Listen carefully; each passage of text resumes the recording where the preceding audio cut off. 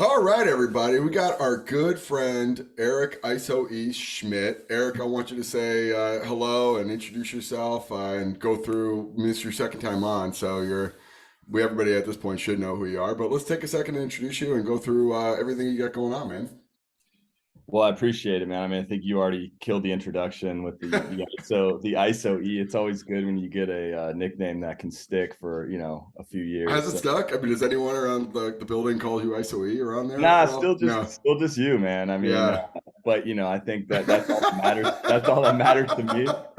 Um, I think yeah, it hasn't permeated this far east, I guess, but Yeah.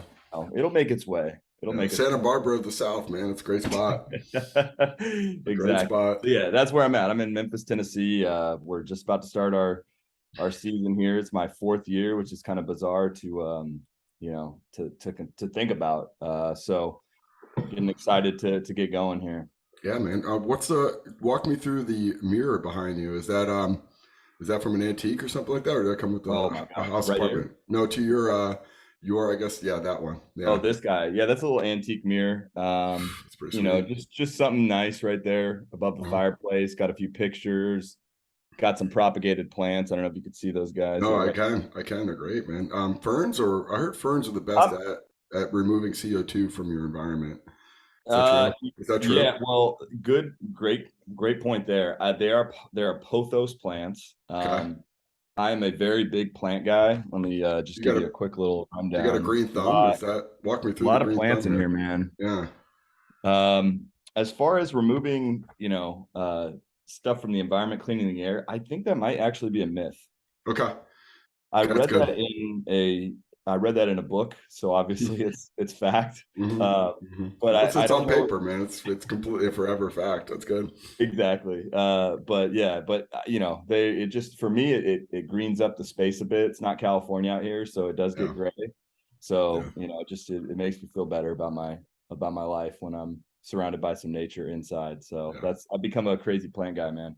Well, I mean, my next step is to get a home here, and I'm going to be putting some plants in there. But I heard now, obviously that was wrong. That ferns were really good at removing CO2 from the environment. But Mm, wherever I probably didn't read that in a book. I probably read that on a blog on the internet or something. probably a So blog, yeah. yeah, that's probably where that came from. So pothos plants. Is that what we're saying? Is the Yeah, yeah, pothos. Well, I mean, shit, man. I got like 8 varieties in this house right now. So when you're ready to go down that rabbit hole, just we'll reconvene because yeah. there's a few different varieties I really like. Well, But I mean, well, that's pothos are like you can't kill a pothos plant. You can't do it. Like good luck. Is it like right there with a what's the cacti one that you're not supposed to be able to kill? There's like a cactus that like you can't kill, but definitely we've killed it in my house. Probably. Yeah, Yeah, but these we things are we've like killed it. It's you like found a way. you're supposed to like give it water once a month, but they definitely like we've screwed that up. So we got a lot of work to do. Like our thumbs aren't very green in the Karen household, Oh my gosh. but You'll get it goes in this whole other thing about being a podcaster and just going into like these very very like off the main path like topics. Like if I ever go into a point where I start talking about Bitcoin gosh. or psychedelics or things that are quite frankly not my expertise, like that's when you know I've either run out of things to talk about or I'm just kind of like really bored and lost my marbles. And for the podcasters out there that have left their niche and going into areas out there that quite frankly are not within their domain, get back on track here. Know Yeah, who you so are. we Yeah, should probably circle back here to yeah, yeah, talk yeah. about what we're supposed to Yeah, talk yeah, about. yeah. Well, I mean, I think that's the thing, man. Like as we get into this podcast realm, and my audience of like 12 right now is like, I hope Tim doesn't stray off what he's meant to talk about. Um, if I talk about NFTs or anything like that, like Oh my gosh. which I know zero about, and like everyone can kind of go through the journey with me while I learn this. But like, you're not going to take financial advice from someone that doesn't have a doesn't have a home, right? I mean, I don't own a home. I have zero assets, right? Like, why would you take Right. financial advice from me? Yeah, Either way. everybody should. Yeah, exactly. But I'm learning about it, so therefore everyone can kind of go through the journey with me. Well, Call no you one up. knows anything about it. I don't think Yeah. anybody knows what NFTs are, to be honest. No, no, and I think that's the point. Yeah, someone does, and they're like laughing hysterically about how much of a joke it was. All right. So back to the main point here. Levers, right? Mhm. We've been working through this for a couple of weeks with everyone on PH, and one of the things that is so important to understand here is most of us go through a very classic background of biomechanics in undergraduate, maybe even graduate studies. And a large part of that's based off of this, mechanical lever system, first, second, and third class levers. You know, I think that part right there in itself is going to be something that's, I don't think anyone's married to, like, I'm a lever guy, man. Like I can't break from that. But the other part is like it's frustrating, it's annoying to go, that's probably not true. And what does that mean going forward? Which we're gonna unpack here a little bit. But Mm. I want to kind of get your initial reaction because we both went to Bill Hartman, and we obviously can't recommend Bill enough here on this podcast because it's just you're going to be exposed to so many things that you've never seen before, and you're going to be blown away by just the depth of areas that he went into that you didn't even know exist, right? And like, Mhm. but he just drops in a very small, subtle manner of, hey, levers can't exist in the body because bones technically aren't supposed to be in contact with each other. So there's no Mhm. such thing as a fulcrum. What was your initial reaction to that? Because you and I both come from an exercise science, biomechanics, levers are how the body moves. Like, what was your initial like? Wait, what? Can we talk about that a little bit more? Or was it like, no, let's keep it rolling? Like, what was the initial impression? Yeah, I love how you have the same experience. Like, just Bill just drops so much knowledge, and one like just kind of like brushes aside this like very profound statement within a sentence that just just yeah, this is just like what it is. No. So like yeah, I had to backtrack on that too, and I was definitely fascination and confusion about Yeah. what he meant by that. Because that was my first introduction to maybe some of the fluid dynamic stuff that he ends up getting into, and really like Gerald Pollack's work that talks about like these phases of water and sort of these exclusion zones that are kind of set up between kind of pushed up against like the hyaline cartilage and are set up to kind of prevent these bones from actually getting into contact with each other and things like that. So definitely wonder, fascination, confusion, all the above was my initial reaction to that. But again, it goes into like you said of just being exposed to something that you've literally never thought about, never heard about, and then it sort of spirals down this rabbit hole of trying to kind of pick the pieces back up to understand the implications of something like that. But by definition, it seems like if that is the case, then yeah, levers could not exist, technically speaking. So interesting, very interesting point. Yeah, when you brought up Pollock, of there's a whole another rabbit hole that if you look at the traditional sense of, most people never accepted the fact that this, like what is non-polarized state of fluid, a more gelatinous state of fluid, is just maintaining this like polarity. It's like almost a cell wall that doesn't have any like actual physical structure to it Mm. in water, but like ice, vapor, water, those are always the accepted forms of fluid, right? Or H2O. And there's a fourth one. And Mm. Pollock has definitively shown that. And like there's other stuff like Gilbert Lang and some other folks out there that have really championed that. And it's kind of still like in this level. But there's a whole other like realm or dimension of things that, quite frankly, that are profound and interesting. It goes into this next level of like, what do I do with that information, right? So I remember I got back from the intensive, or I remember being in the airport in Indianapolis, which is a beautiful airport, and you're just sitting there like processing everything. And I texted you. I was like, I went through it. I got just exposed on what I don't know, and then now what do I do? And you sent back like just a very eloquent, that's the point. No one knows what to do after that. Now the work begins, kind of thing. Yeah. That next level of, okay, so let's just say that levers don't exist, and Hmm. your idea of first, second, and third class levers, and let's say that's the reason why we program bicep curls, or why we do seated calf raises over just regular calf raises, or why we focus on a knee dominant squat or hip dominant hinge. Let's say that's the reason why we program these things, right? And all of a sudden, that rationale as to why we program exercises that we do at the angles we do it, the orientation, the vectors that we do, is non-existent. Does that change anything for you when you get back in your regular programming, or do you need time to sit with that and process that and say, okay, I really need to appreciate this and understand this? Yeah, I would need to sit back and try to understand it before I could truly implement something that that would eventually change the sort of the lens that I'm programming training through. So I would have to dive into that deeper and deeper to really understand that, personally. But soon as I went to the intensive in, gosh, it's been 4 years. I think I went to the third one. And this was right before I moved out to Memphis, where part of the things that we dove into in our process were very much sort of based on some of the classical Newtonian mechanical principles, that sort of led me down a deeper rabbit hole into some of the classical mechanic stuff, in terms of the biomechanics of how we evaluate things and train. And so it sort of kind of pulled me away maybe from diving any deeper into some of the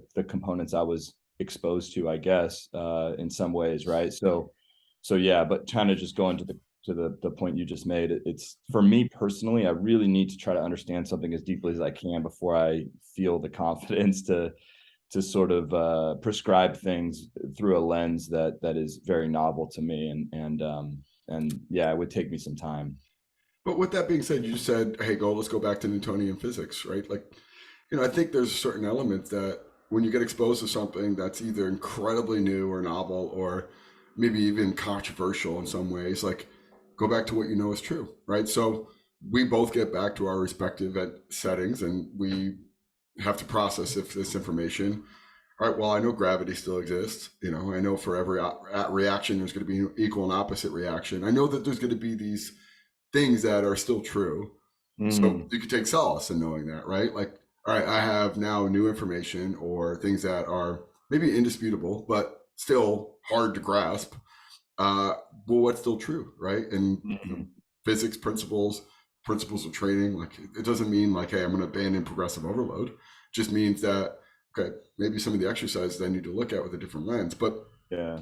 and hope maybe this helps in terms of like looking at it from programming perspective. But did you feel anything in regards to of let me look at more of this triplanar effect and looking at hydrodynamics, and Bill would talk about something like precession of fluids go down and to the left. You said it to me too. What is the most malleable thing we have in our structure? It's the thorax. It's the rib cage, sternum, thoracic spine. Let's try to focus on that. Like, from and this is going to go into the constraint side of things. When you're looking at programming and looking at this triplanar, trivector, what is actually controllable, where you're looking at maybe some of the barbell stuff or hey, this would be actually a better opportunity to use a kettlebell or front loaded thing. Like I have a narrow guy, I have a wide guy. Like, what were some of the evolutions now you start to look at from your traditional exercise selection and how you structure that to get more robust results right away based off of the biomechanics? Anything like change in that direction? I think some of that is maybe just a deeper appreciation for why things work, potentially, and maybe getting more consistent with your decision making to alter some of these biomechanical components to like exercises. I think just the concept of constraints is really important. I think from a training and programming and periodization standpoint, and just in general of like, because everybody does it and we may think about it differently, but ultimately we constrain the way that clients and athletes perform certain movements in order to achieve more consistent, reliable outcomes. From an exercise selection standpoint, I think it's really important.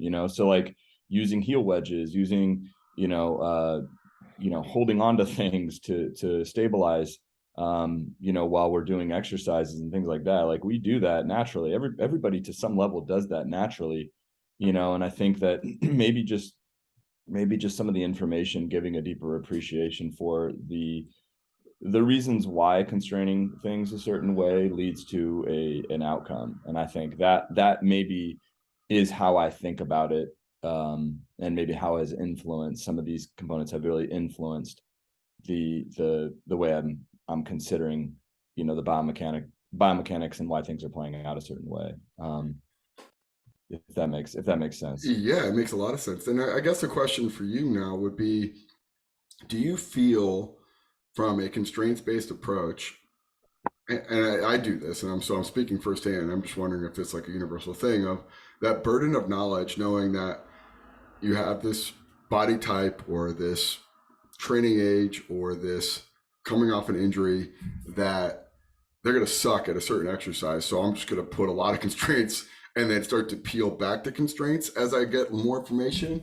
Or is it that's just too much of a risk averse or a like a prudent thing? Like I guess it's top down, bottom up. Like you see that person, they're coming off injury, they're really low training age, they're just they're Bambi, they're walking, they're baby deer, and they're just all right. I'm just gonna heavily constrain this environment for this person because they're gonna suck at everything I do. So I might as well give them something simple. Like I'm gonna do tib anterior. I'm gonna do calf raises. I'm gonna do knee extension, knee flexion.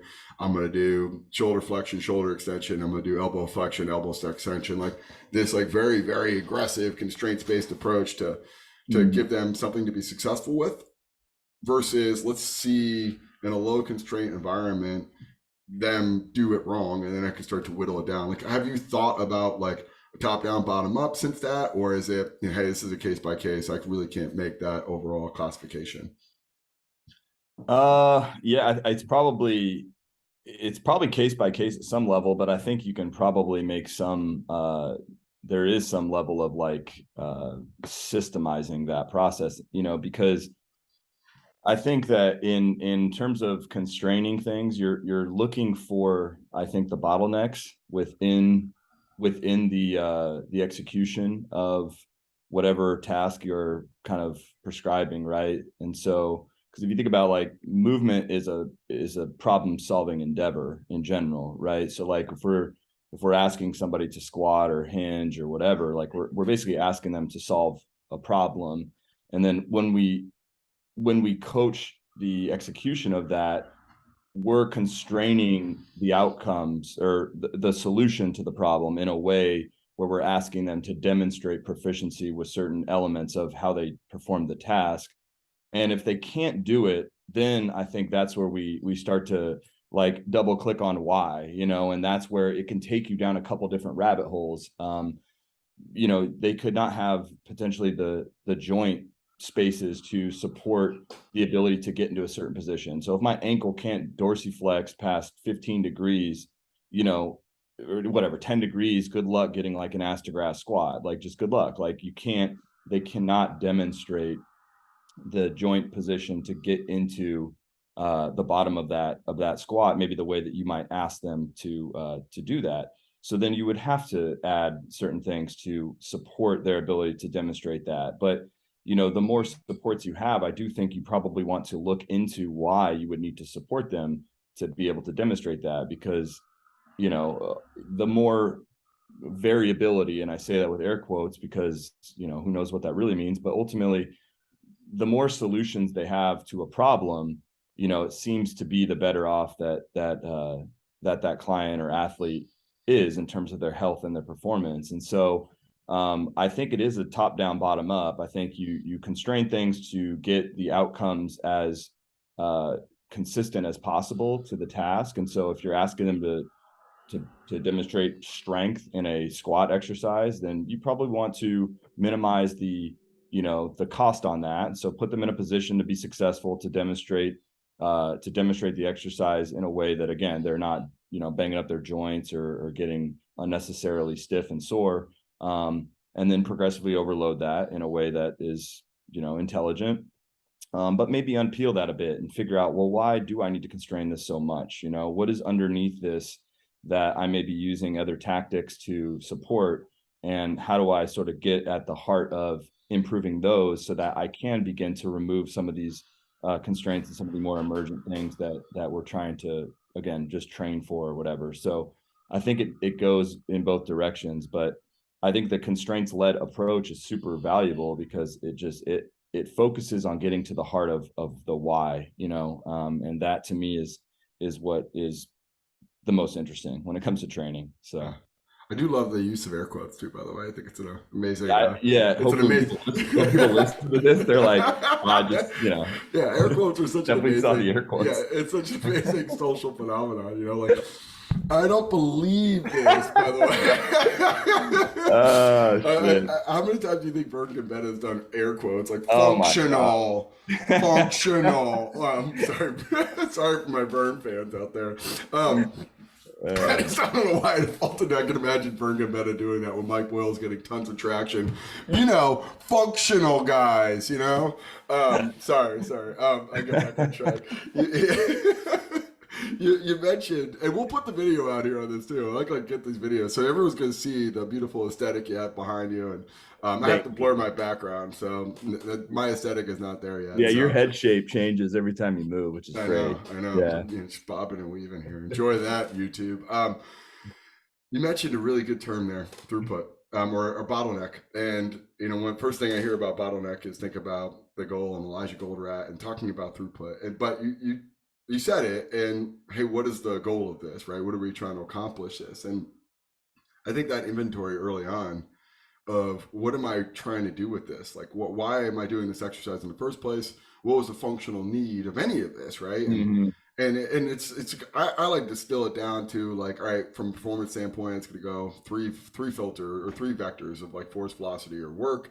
From a gen pop, or and a lot of times I have athletic performance setting, but like body compositional, do you want to gain, lose, or maintain, but improve your body composition one way or the other? So if I want to gain fat or gain muscle or lose fat, that dynamic. But like, again, getting down to the root ultimate outcome, like what is the true north here, and what is the throughput, as Goldratt would say. And then from there you go, if it's something as simple as just gaining muscle, right? Not saying that's simple to do, but it's a very simple outlet or a very simple throughput. And you go from there, like, all right, what's the most linear path there? I need to create tension in this area from a repeated exposure standpoint.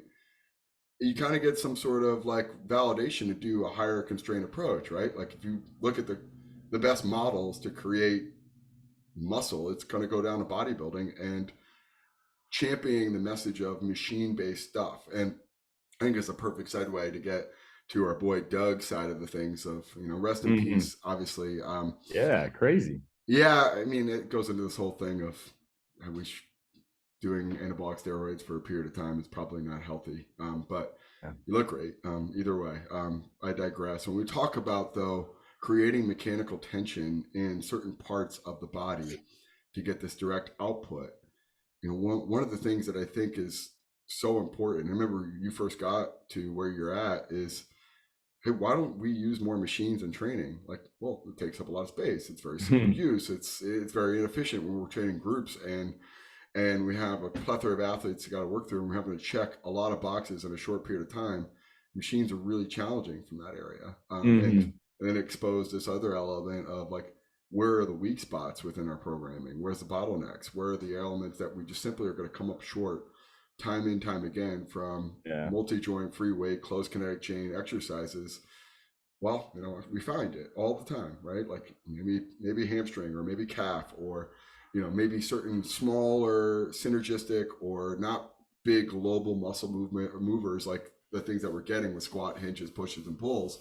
And it leads into this like other area, or this person's a narrow and he has a hard time putting on muscle mass in this specific area, or this person's just heavily quad dominant and they're going to have a hard time recruiting hamstrings during hinge, or unless we directly overload knee flexion, or vice versa, right? This person's very hip dominant and they're going to have a hard time putting on quadricep muscle. And I remember that was the big point where you talked about with isolation exercises, like we have these limitations with exercises, and we see this manifest with a lot of our athletes have a massive atrophy or not a lot of development in areas like specifically the quadricep. And that gives me validation to do terminal knee extensions or overloaded knee extension. So going into that, and you read Physics of Resistance Training, which you actually exposed me to. You're the one who told me about that book, which I was like, all right, this is profound. And I'm really happy I went into that, because it changes the paradigm again, right? It gets back into classic mechanics of, we have this information in the back of our mind of, oh, levers don't exist. And there's no point even thinking about machines ever again, because that's all lever based. But what it does is artificially creates a lever to create more tension in that muscle. So, with that being said, is you have your throughput or your outcome you want, and you're now looking at, I'm here and I want to get there, and you have a great setup where you have every angle and every joint that you can overload with a machine. Now how are you doing a like a body composition? Are you doing a just strength testing? Are you doing a like just overall, like, this is my instinct here, like this person needs to develop this area based off of their body type? How are you now addressing like when and where to use certain machines to get to that direct output? That's a great question, man.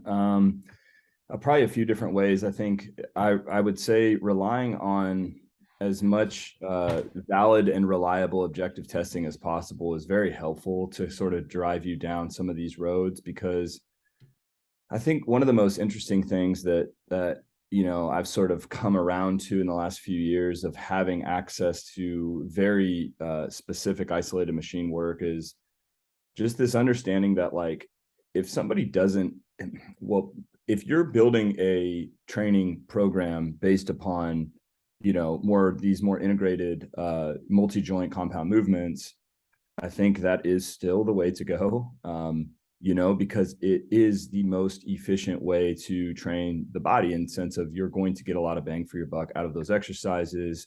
There seems to be better components of, like, just if athletes are well trained in the main, big patterns, it's just a good quality full body program, But I think if you're real about things, in terms of really trying to measure and understand where some of these bottlenecks come from, because let's be real, like, everybody can't just front squat beautifully and deadlift beautifully and RDL beautifully, and like these things just don't typically happen. We don't see this with any sort of group setting that I've ever been. I've never seen these beautiful movers that have these great strength ceilings and all this stuff. So it's like, if you're real about it and you start looking into those constraints, like you said, and maybe doing some of this objective testing, you realize that there are certain bottlenecks within the process, or within the chain, that are specific to certain tissues. And if you bring those tissues up, then you actually see better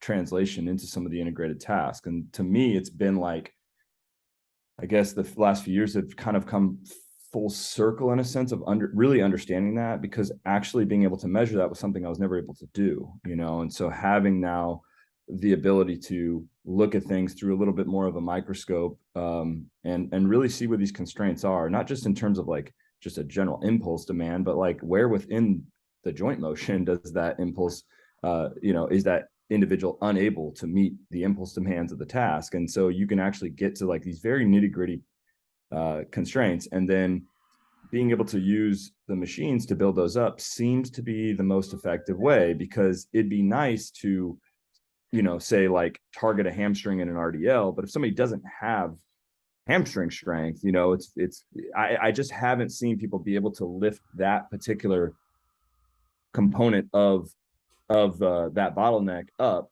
by using some of these more integrative tasks, because ultimately what you're doing when you integrate those is you're just finding a different solution to complete the exercise, so you might be utilizing a different different tissues to express whatever impulse that you need to be able to complete that task. So I guess it comes down to the things that lead me there the most are probably some of the objective testing that we do.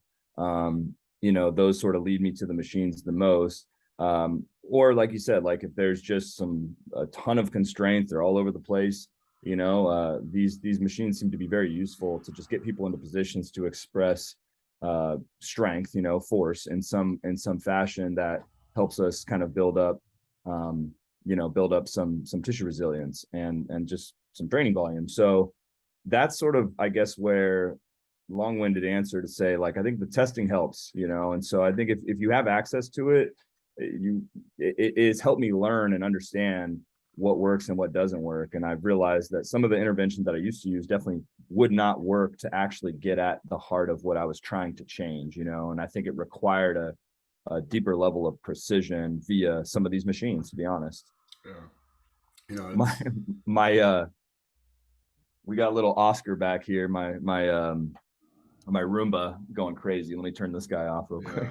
well, classic Roomba, man. Mine does it just have a mind of its own. Uh, so, can you still hear me? I got you. There we go. Okay.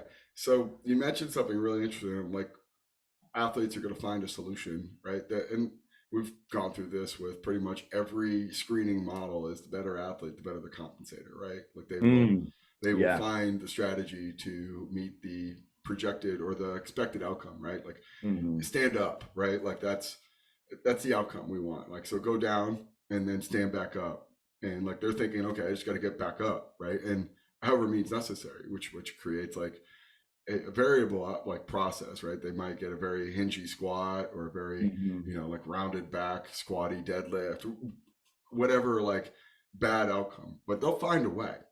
And the better they are finding strategies within those that like task environment. So that's something that you have to be really cognizant of, because the areas that you're trying to develop from these exercises that we select are not going to be a direct one-to-one from the time we spent in, right? So it's activity versus accomplishment. And Hmm. they've accomplished a task, they stood up, they've gotten to that finished position. Just the process between start and end was not what we wanted to get that targeted outcome. Right. and Right.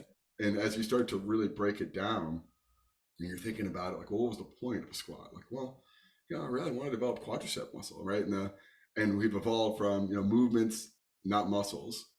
But then again, too, the reason why we're doing those movements is to train the muscles associated with it. So movements, not muscles, but the muscles that we're trying to train, we want to train, and we should be able to understand what muscle Uh-huh. that exercise is trying to target, right? And like, no one's sitting there saying that a front squat is a total body exercise that's systemically working every muscle in the body. It's, hey, I really want to develop the tissues in the front part of that upper thigh.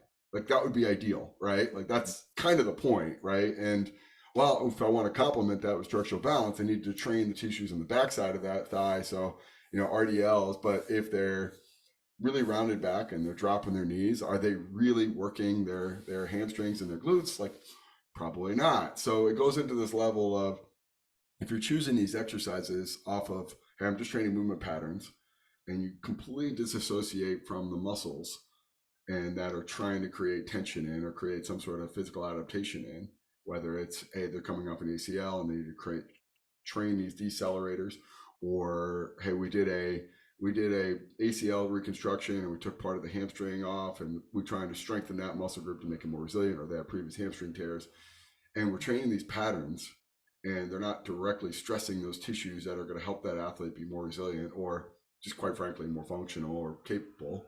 Hmm. We're kind of missing the point of the exercise in the first place. And then again, I go to of like, man, I wish there was a tool that I could just target those tissues to strengthen that area while I train these big global movement patterns. God, I wish that existed, right? Like, I wish there was a mechanism to do that in a safe and constraint-laden environment to directly address this area that's just not clicking with these Hmm. big global movement patterns. I wish someone came up over the past 50 years of some sort of tool that could directly target certain muscle groups that can help me address these big gaps in my programming. Oh wait, that's right.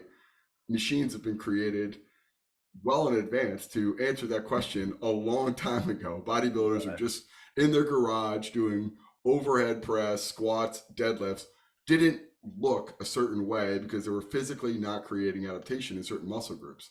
Let me create a machine or an apparatus to target the tissues there. Let me understand where the origin insertion is. And let me try to bring the insertion closer to the origin and try to create as much tension in between point A to point B as possible. And Hmm. that's where pec decks came from. That's where seated calf raises came from. That's where forearm curl machines came from. And granted, it could go overkill in a lot of areas of machines For and sure. targeting everything from your finger flexors to your tib anterior, etc. But the areas that we see, and it's an amazing thing to think about too. Like if you look at the pendulum swing in the Renaissance of something like a tib bar, right? And the ATG system, like bringing a lot of that stuff to the light, like it's just been a neglected area for so long, right? Hmm. Like who's been working tib anterior for the last 25 years, right? And like, oh, there's an inherent huge gap from everyone just squatting and lunging and hinging. like we're not training any of the anterior part of the lower leg Uh-huh. ever, right? Yeah. And you see these Yeah. like shin splints and these like Achilles tears, whatever it is, but like no one's doing that in the performance setting or wasn't. Yeah. And like Yeah. it's just, hey, there's gaps and they're screaming at us, but yet like we're just kind of naive to the fact because we just myopically focus on these big movements because they're so much more efficient and it answers so many questions and it checks so many boxes in our limited time, our limited resources, and our limited everything in a team setting. And you're like, just fucking squat, hinge, lunge, push and pull, and you're good. You like you can't fuck that up. And then like, well, it's just the cost of doing business, guys. Break down in season. It is what it is. And like, and you Mhm. start to see what now you have a lot more resources to look at. Like, wow, we have some serious discrepancies and deficiencies in certain areas, Mhm. and I have the tools and the resources to directly fix it. And it'd be dumb not to. Now, my question to you off of that though is, Mm. you go back into the team setting, and now you're the burden of the knowledge. You know that you have inherent shortcomings. What are you doing to close that gap with a lot larger group that you have to work with and a lot less time to do that in? Well, I guess I just have a better appreciation for maybe understanding why somebody might not be able to perform a certain task. I feel like there are ways to look at this without the technology, that we're using. I just know that the technology is helpful to get on track to towards a solution maybe a little bit easier, but I still think there's ways to incorporate some evaluation to look at maybe a constraint that somebody might have, and then if I'm in a team setting where I don't have access to the same machines, or I don't have those machines are just helpful solutions, but ultimately, like, when you're doing a knee extension machine, for example, you're just training knee extensor mechanism, task, and you're constraining the task so much that you're basically removing the variability of the system so that you have more confidence that you're targeting what you think you're targeting. And so you can do that Air without that quotes. machine. Yeah, there you go. There's more air quotes.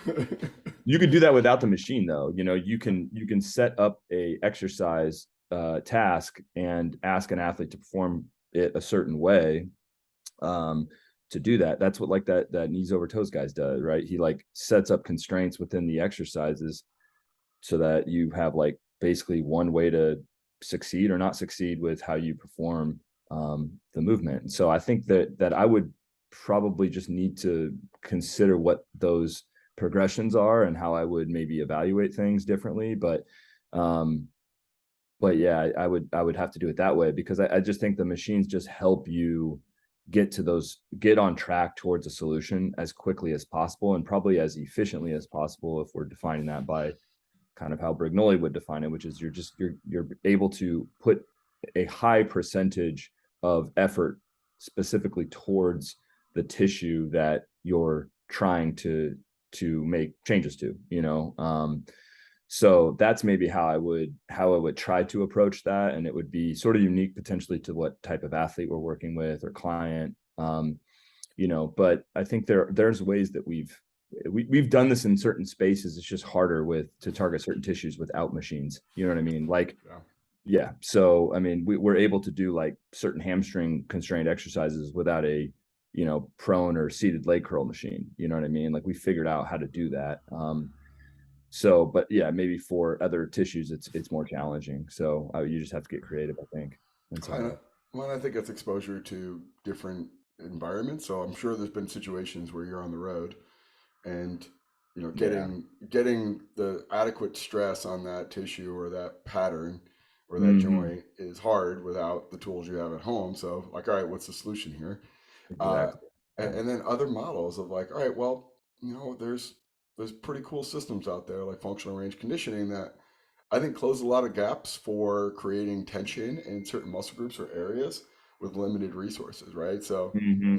I can create tension in the quadricep muscle, like going back to Brignol stuff, as long as I understand the origin insertion, what's the mechanical advantage, disadvantage, and how do I create as much tension, getting that muscle group or getting that line of pull perpendicular to gravity is going to create tension in that muscle group. So how do I do that? Let's just put them in this position versus that position. Let's bring this joint angle from here to there.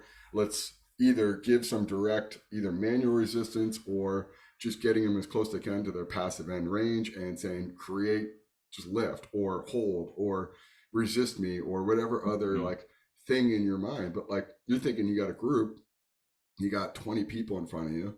You know, that person over there is going to be weak in their hamstring. This person over here is going to be weak in their quad. And you're like, all right, we're going to squat, we're going to RDL. I'm probably need to complement that with either maybe a direct protocol like a pre-fatigue or post-fatigue, or maybe I just do another exercise entirely, or maybe I let them go through the entire program and saying, hey, you're going to go this supplemental work at the end, or hey, we're going to focus on this in the movement prep because I know we just collectively we're going to do this, you know, shotgun blast approach of everyone's going to need stronger quads and hamstrings. So, you know, we're going to recruit this more, or we're just going to teach them how to create tension here before we get to this pattern and hope that it has a residual effect. And, you know, the nuance of working within a group setting and having that back of your mind thought of like, is this enough? Is a hard thing to bear, right? And on the other end, it's people always talk, oh, I would love to be in your shoes. I only got to work about a couple athletes. Like the allocation of times, I'm just spread out over 500 people. You're spread out over Mhm. 5 people. And like, you're Yeah. probably still putting in as much work, if not more work. You just have you have the actual, the harder process to like get pedantic and get like really in the weeds on certain things. And I have to be like very, very like, all right, this is what we're doing. And I know there's shortcomings, but this is going to be the most linear path to get 500 people Yeah. better today. Yeah. And you're like, I have to pick the most direct. And the other end, I find it really challenging to have unlimited time and unlimited resources to go, I could do anything. And you could become overly critical and overly like just micromanage yourself. Like, well, we could do this, but we should be here, and you could just beat yourself up over that process. And Man, um, I gotta stop you there because like you say things that I'm just like, man, you hit on like where my brain has gone when I reflect on the different environments I've been in so well. And like I was Julie and I, girlfriend Julie and I were just talking about this very concept that you're hitting on right now, like a month ago, just in terms of like she was asking me how like my job now must be easier than it used to be because of the resources and the time and this stuff. And I was like, honestly, it's different kind of hard, but intellectually it's the most challenging role I've been in because of those things. Like I no longer have the like satisfaction of not knowing something in some ways. Again, there's always things you're not going to know, let's be real, but I'm saying like with certain resources and certain abilities be able to really again double click on these problems, look for the actual bottlenecks, and sort of like remove the placebos like fully from my process because you can't when you start looking at these things under these microscopes. It forces your decision making to be so precise and so hopefully accurate to actually determine if you're making a change. And most times you fail, man. Like most times you're just like, oh, like that should work, it didn't work. And so it's required a different level of appreciation for that, like you said, the pedantic nature of all this, like really diving into the nuance in a way that is really it's been the most exciting for me at this point in my career. Right, would have said something different 10 years ago, but at this point in my career, because of that, like you can't run from the outcomes. The feedback loops are pretty tight, so it's like and it's given me a different level of appreciation for what works and what doesn't work. And this has sort of led to some of the things we're talking about today. Like, why do you even include some of these options for training? Like, why have any machines at all ever? Like they're can you work without them? And it's like maybe, but we've found that the things that need cleaning up are best served on certain pieces of equipment that help us get to those solutions quicker. And that's been reinforced by actually measuring and remeasuring certain things and being able to track these changes, and without them, we were not able to maybe be as successful, or it would taken a lot longer and things like that. So it's I feel like you always do such a great job of just like knowing where my, like, what spirals in my brain about just thinking about the different environments, because like you've been in these environments too, and it's maybe one of the unique things of like the problems are, I guess, the same, but maybe the solutions can be a little bit different, and the challenges are unique in some ways, just considering, having more resources, both from the things that we're using to measure, but also the people, and just having people, and being able to have a 20-30 minute conversation about a very nuanced variable, and like, what do we do with that? So yeah, sorry to Oh, it's great. kind of tangent that, but it's really true. Well, and I think most people aspire to be where you're at, and like it's amazing, and you should be super proud of where you're at. But it doesn't change the circumstance you're in. It's still really challenging and difficult and frustrating, and doesn't mean you don't appreciate what you have and you're not thankful for the Sure. opportunity. But there's going to be a lot of people who listen to this go, "I would love to have what that guy has." But the thing that's so important for most of these listeners out there to really understand is it's still going to be met with a lot of challenging aspects, a lot of frustration, and a lot of things that, quite frankly, you have no idea of. Walk a mile in someone else's shoes, kind of syndrome of Mhm. the inherent things. And the other gift that we have in these like chaotic, running the gun in, like I'm another cup of coffee, another 100 athletes coming through the next 45 minutes, like that environment is. And this is such a really important thing to go back through too, is like checklist manifesto of like what are the rules here? What are we absolutely have to do? And I just, on one level, did they start on time? Did they get all their sets and reps? Did they lift it with the technique that we think is adequate? And if they can't, what's your plan B? What's your contingency? And then did Mhm. they finish it without getting hurt? Maybe even having a good time and enjoying the training process, right? Like, these like hardline rules that you have with your staff, right? Like hit your sets of Mhm. reps, lift with good technique, make some sort of progression. Did we do that collectively with 100% of our people every day? That's a win. It's a Yeah. huge win. Now, Yeah. on the other micro level, it's like with our private training clients that coming off of rehab have very specific goals.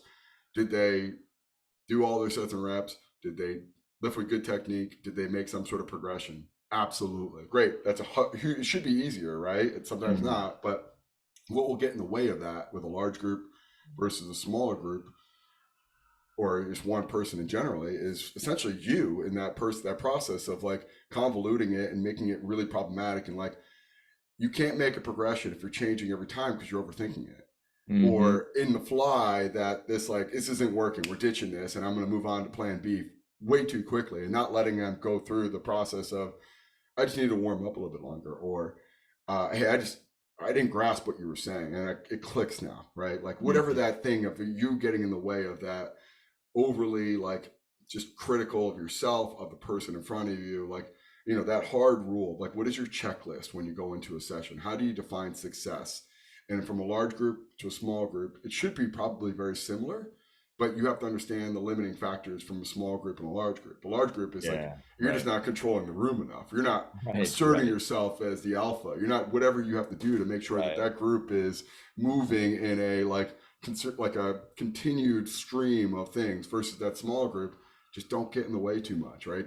Yeah. Don't don't fight yourself too hard on, this isn't going good. Like I just, fuck it, we're gonna go a whole nother direction. Like we're just gonna stretch and foam roll because you can't fucking do this. Like follow the plan, like and I think that's the part, like, it really resonated with me, the line from Checklist Manifesto of like, judges were making really bad decisions right before lunch because they're hungry. Oh yeah. Like Yeah. that's, Yeah. and like how often we're doing that, I right? Like know. how often we're doing that in coaching. Like you coach for 4 hours straight and you're just fucking burnt out. You're going on 4 hours of sleep. How many bad decisions are we making Yeah. in that last group of that Yeah. morning shift, right? And like, all right, well, what are our rules here? Like, how I'm going to tell you you're successful is these three things, right? And like, if we can do that, we're great. If we can go above and beyond that, awesome. I am so happy you did that. If you can't meet that, then I got to find ways to either get you a break, or uh, structure the day differently, or structure the session differently, or simplify. But Mhm. like, I think that part is, thank God for all these amazing resources to have like this peace of mind of, someone who's a brain surgeon versus someone working in ER in India. Like, hey, I'm working with millions and one people with a bunch of different problems, and I got to be the answer for everything. Yeah. Isn't that the same? And are like you versus me right now? Like, I have a million people coming in with a million different problems. I just need to distill it down to what can I do for this person versus you have unlimited potential to help every problem for that one person. Just what is really effective and what's really beneficial for you. And like, Yeah. And it's a it's like, powerful thing. yeah, no, it's definitely powerful. And it's also just like, you know, just being able to like measure something doesn't solve the problem. Like the interventions solve the problem. So you still, and I think some things that I've found more challenging is like when you have this list that's pretty exhaustive about like, oh, there's 15 things blinking red here. Like which one do I start with? What do I actually work on? Because that sort of like weighing the options that you have is really important too. But when you have, again, some of these, when you're able to measure some of these things, it's like, oh, there's a lot of things going on. What do I do? But again, realizing like the technology is not going to solve your problem at all. Like you actually have to then go back to your X's and O's, right? Your prescription units of exercises, your sets, your reps, your progressions, and sort of manage the chaos along the way and be able to actually prescribe things in a way that leads to a successful outcome. So it's like it it's not as simple as like, oh, I just find the problem. It's like, no, the solutions to the problem are still, it's the same things. And I think your experiences and your knowledge and your expertise just helps you make better decisions. And I always say, I think the best indication of intelligence is the decision making that you do. It's like, why did you make that decision as a coach? And that's how personally that's how I think about like looking at an intelligent coach. Is this their decision making process? And to me, it gets down to like when you start eliminating options because you have an understanding of what's not what this person is coming to the table with. You start eliminating options, meaning you're not going to use this exercise progression, you're going to use that exercise progression, meaning you're going to prescribe your volumes and intensities with this specific prescription unit versus that one. And I think like when you actually get coaches who really get to that level of decision making, to me that's the biggest sign of intelligence. But ultimately that's only also reflective on your retest, right? So like what changes did you actually make? Because you can make all those decisions and potentially get a bad outcome. I think of like the Annie Duke her Thinking in Bets book, right, where it's like, this is like poker. Like you can have pocket aces and then lose to a 2-7, just because that's life. So it ultimately comes down to, hopefully you made good decisions, and I think over a long enough period of time you will be able to determine if you were more successful or not, I guess. So Well, that's the part that most people never really follow through of the post test or the debrief of did this or did this not work. And I think that's the scariest part, right? Where it's like, yeah, you have a lot of belief in your process to come to some sort of conclusion on intervention, and then you work your ass off in the intervention, and then it's that like, I don't want to look at my bank account, like I mean, I just don't want to look yeah, at it because yeah, I know the truth of like, like in your heart you can convince yourself of anything, but the actual objectivity of like if it was marginal improvement, would that be dejecting? It's still improvement, or sure, was it yeah, profound and you feel like this certain sense of like overconfidence with how good you are, and then the big other time, part, if it was a yeah, colossal failure and you're like, oh man, like I suck, I'm awful at everything, I just screwed this all up, like that. yeah.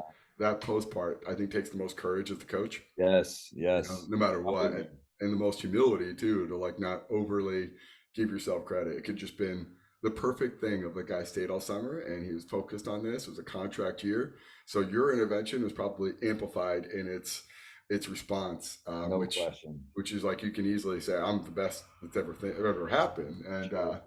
and like that process too is like where you as the coach or anyone has a responsibility for deciding what we're doing from a training stress standpoint is has to take this so seriously of a scientific approach of the whole process, start, Hmm. middle, and end is equally as valuable, and how you process that of like not devaluing the beginning, not becoming overly wrapped up in the middle, and not avoiding or neglecting or like just trying to ignore that end part, and learning from each phase equally and saying this is all Hmm. critical in itself. But Yeah, um really well said, man. Really thanks, well. man. I appreciate that.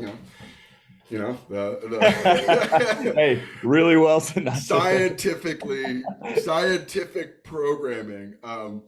So I want to close here with, just this idea of now appreciation for, I guess, levers. And, one of the things I tried to get across in our module was like, it's still a model and all models are wrong, but some are useful. And it's a great way to learn, why certain things are mechanical advantage and disadvantage and why certain angles might be more difficult than others, and looking at it from these like principles, like, as a coach walking away from this conversation, and it's probably all of us leaving the intensive of like, am I better? Am I worse? Is this like, where is this going to lead to down the road of, what do you think is like the message? And you were so good with me on this of like, not like getting me like, cause that initial response to like getting this, like you just took the green pill and like, all right, here's your reality. Like, where do you think a coach should go next of like, hey, sit with this, try to understand this, try to digest this, like, or like, hey, just go to what everything you're doing and inventorying. Is this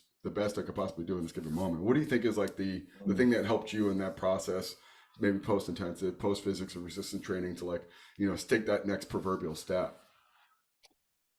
Yeah, I think you kind of actually just touched on it in what you were saying, what you were speaking on before, which is just really like I think really trying to evaluate your decisions the best way possible. And I think that comes from measuring things, right? I think we have to have some form of measurement to kind of anchor us to some reality in what we're doing. And that measurement comes from some form of testing.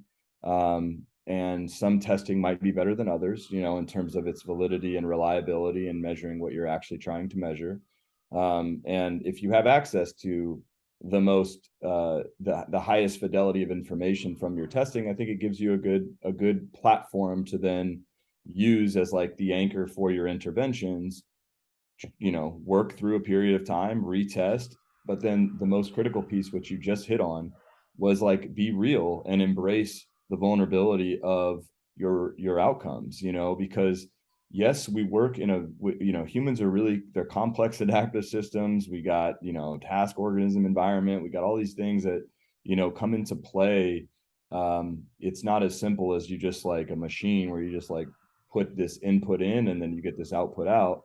It's not like that, but ultimately you're trying to have repeatable outcomes, and I think you need to be anchored to reality, and reality is going to be anchored to some form of testing. And then you just really got to embrace and try to understand, try to dig into why you got certain outcomes. Why did certain ones work and why did certain ones not work? And I think this this leads to humility, because I think that the coaches I resonate with the most are probably the most humble, because they're the ones who actually go through that process and are real about it, And I think when I say real about it, if somebody knows all the answers, they're full of shit, because there isn't one answer that works, for anything that we do.